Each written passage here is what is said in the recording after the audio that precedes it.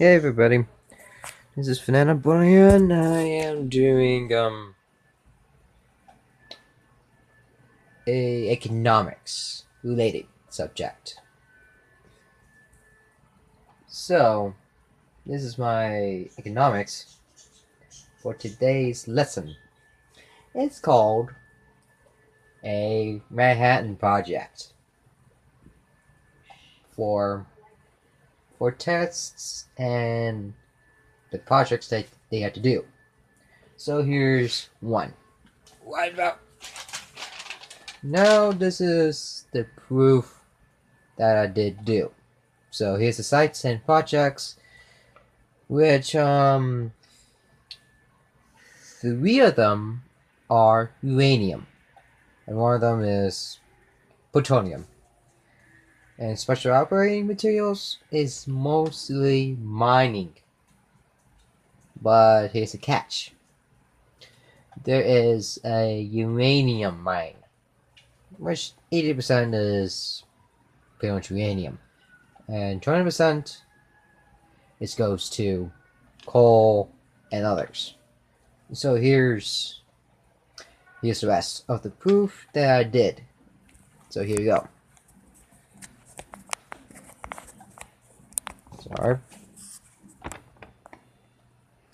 You see here's the site / projects, and here's the cost based on this on the second page. Here's $1945 to $2012. So in that case, the grand total for $1945,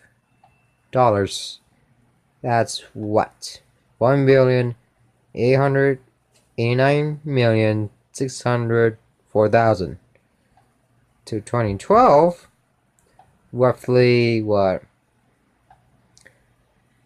That's 67 years.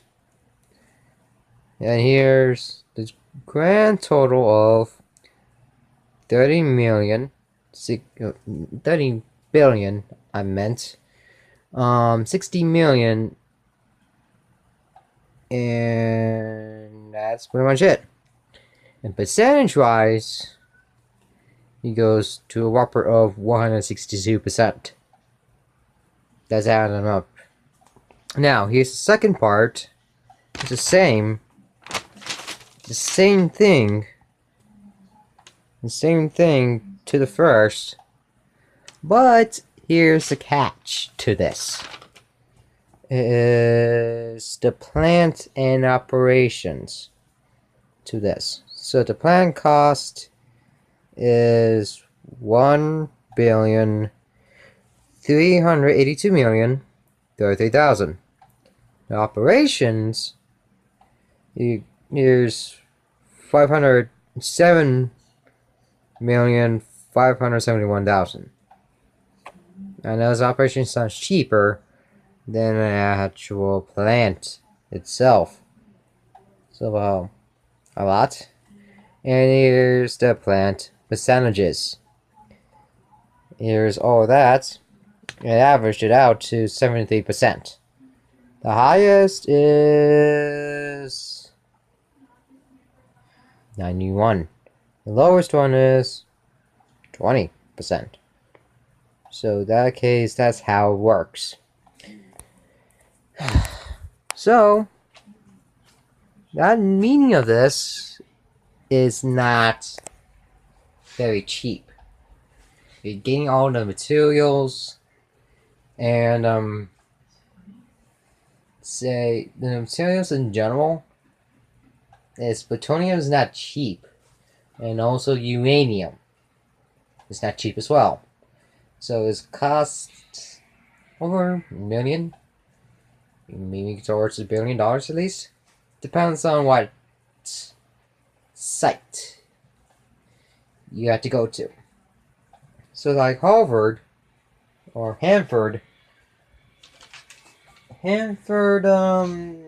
Engineer Works is mostly plutonium mining site.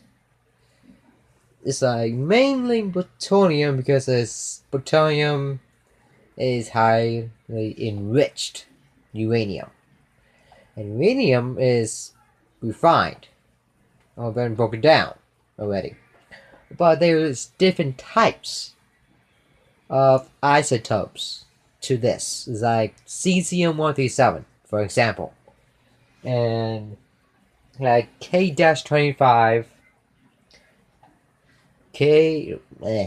Y-12, or Y-12, I meant, sorry, and S-50. All three, it's pretty much uranium. I know it sounds complicated, but it's start getting simple if you researched it properly. So all three is uranium. But plutonium is different from uranium because of plutonium is highly enriched. So now the war bonds. Okay, it's like the war bonds is like in World War II to like to able to like fund, or just using this paper for example.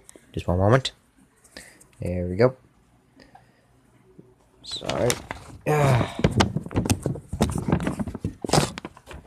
There we go. This is like did able to find like military spending, like tanks, planes, ships, uniforms, weapons, medicine, food, and etc. And the cost was more than $3 billion in 1945. Dollars that shocking to equal, or that's equals to more than $4 trillion today in 2017 or 2012, what the hell that is. And that's shocking, pretty much. And it can help like fund the local clubs, organizations, movie theaters, and hotels are helping making their own advertisements. But the war is ended in 1945 because of the atomic bombs and all the bonds that the people buy did successfully return their bonds and buying them back. Actually, it's not very simple in World War II because of the Great Depression, in the eras of both World War, perhaps in World War I and World War II. So that case is not very easy. But World War II did save them by a lot, because they are mass producing tanks, ships, aircraft, and so forth of it. So now, I have to say, adios.